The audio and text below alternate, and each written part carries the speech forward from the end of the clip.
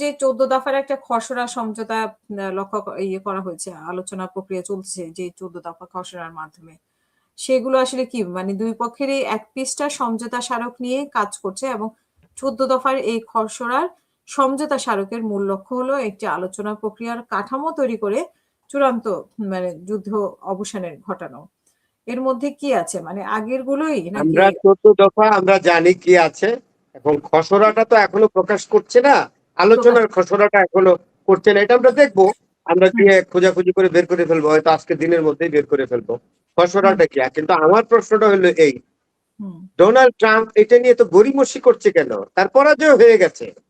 America has been defeated with disgrace and with a miserable condition. আর এই নিয়ে তালবাহানা করে তো লাভ নাই। American president should give a public statement and public admit, মানে পাবলিকলি অ্যাডমিট করা উচিত যে we have lost the war, আমরা যুদ্ধে হেরে গেছি। এত তালবাহানা করে ঘুরিয়ে টুরিয়ে পেঁচিয়ে ওই খসড়া টসড়া এগুলো কথা বলে তো কোনো লাভ নেই। এটা আমেরিকার ইমেজ বাড়ছে না, বরং কমছে। আর আমেরিকা যে এখন হাই সুপার পাওয়ার বা হাইয়েস্ট সুপার পাওয়ার, সেটাও কিন্তু নেক্সট ওয়ার্ল্ড আর কনসিডার করবে না। এটা আমেরিকাকে বুঝতে হবে। শুনেন, শক্তি, অর্থ, বিত্ত, তারপরে প্রাচুর্য কোনো জাতির কাছে তো সারা জীবন থাকে না। আমি বারবারই এই কথাটা বলি, আমেরিকা এই চিরন্তন সত্য থেকে সরে গেছে। এই ঐতিহাসিক চিরন্তন সত্যকে আমেরিকার স্বীকার করতে হবে, আর পরাজয়টাও মেনে নিতে হবে। সবচেয়ে লাগে কি জানেন, যে শেষ পর্যন্ত কি ইরানের মতো রাষ্ট্রের সাথে হেরে গেলাম আমরা। তো আমার সাথে আমার কম্পিটিটর হলো রাশিয়া এবং চায়না, কিন্তু একটা মুসলিম কান্ট্রি আমাকে হারিয়ে দিল মধ্যপ্রাচ্যের, যে মধ্যপ্রাচ্যে আমেরিকা সেকেন্ড ওয়ার্ল্ড ওয়ারের পর থেকে এভাবে ছুরি ঘুরিয়েছে। ছুরি এইভাবে এভাবে ছড়ি ঘুরিয়েছে। এই ছড়ি তো আর এখন ঘুরে না। ছড়ির মাথার মধ্যে ধরে ফেলছে কে? ওই যে মুরলরা, হ্যাঁ, গ্রামের মুরলরা জানতাম যাকে ছড়ি ঘুরাইতো। তো কোনো এক সাহসী উঠতি বয়সী যুবক নাকি একদিন ছড়ির মধ্যে ধরে ফেলছে। মুরল বলে, তুই কি করলি? বলে যে আজকে থেকে থামতে হবে আপনাকে, এটা বুঝিয়ে দিলাম। আপনি যে ছড়িটা ঘুরান সারা গ্রামে সকাল থেকে আরম্ভ করে সন্ধ্যা পর্যন্ত কেউ ছড়িতে হাত দেয় না মাথায়, আপনার ছড়ির মাথায় আমি ধরলাম।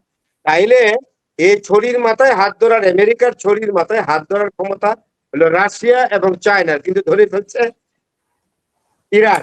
ইরান ছড়ির মাথায় হাত ধরে বলছে ডোন্ট মুভ, স্টপ। এটাই আমেরিকার খুব লাগছে। আমার ছড়ির মাথায় ইরান ধরে ফেলছে, আমি তো আর ছড়ি নাড়াচাড়া করতে পারছি না। বাস্তবতা স্বীকার করতে হবে। মার্ক রবিও তো বলতেছে যে আজকের মধ্যেই তারা ইরানের জবাব পাবে।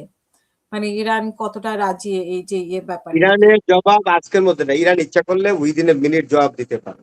বাকি জবাব আবার কি? ইরান বলবে যে এই বিষয়গুলো নিয়ে আলোচনা হবে, বাকিগুলো আলোচনা করলে আমরা বলবো না। ইরান কয়েকটা জায়গায় তো স্ট্রিক্ট থেকেছে। আমি আবারও সম্মানিত দর্শক শ্রোতাদের জন্য আবারও বলি, এক হলো ইরানের ইউরেনিয়াম, যেটা দিয়ে অ্যাটম তৈরি করবে, এটার উপরে কোনো খবরদারি চলবে না, এটা বলে দিয়েছে। ইরানের নিউক্লিয়ার ফ্যাসিলিটিস কিভাবে তারা ডেভেলপ করবে, প্রলিফিক ওয়েতে, ডাইভার্সিফাইড ওয়েতে, এখানে কোনো কথা চলবে না। ইরানের যে ক্ষয়ক্ষতিগুলো হয়েছে অর্থনৈতিক, এটা দিতে হবে টাকাটা।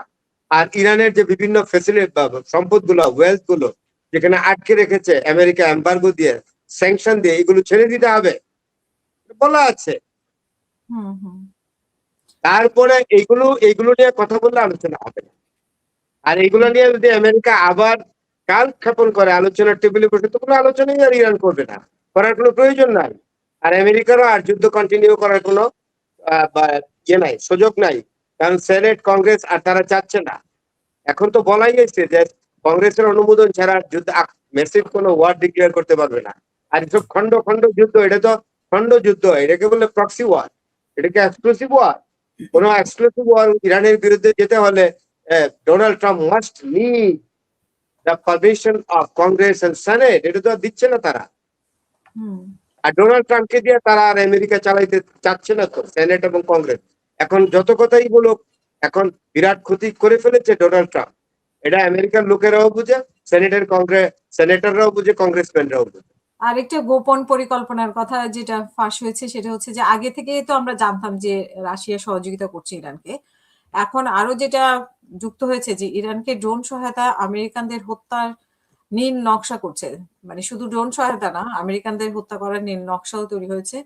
মধ্যপ্রাচ্যে চলমান যুদ্ধে যুক্তরাষ্ট্রের জন্য বড় চ্যালেঞ্জ হয়ে উঠেছে ইরানের ড্রোন সক্ষমতা, বিশেষ করে জ্যাম প্রতিরোধী ও দূরপাল্লার ড্রোন প্রযুক্তি যুদ্ধে সমীকরণ। এবং এখানে বলছে যে সক্ষমতার পেছনে রাশিয়ার সরাসরি ভূমিকার ইঙ্গিত মিলেছে এই গোপন নথিতে, এবং বৃহস্পতিবার এই তথ্য প্রকাশ করেছে ব্রিটিশ দ্য সামরিক ইকোনমিক্স।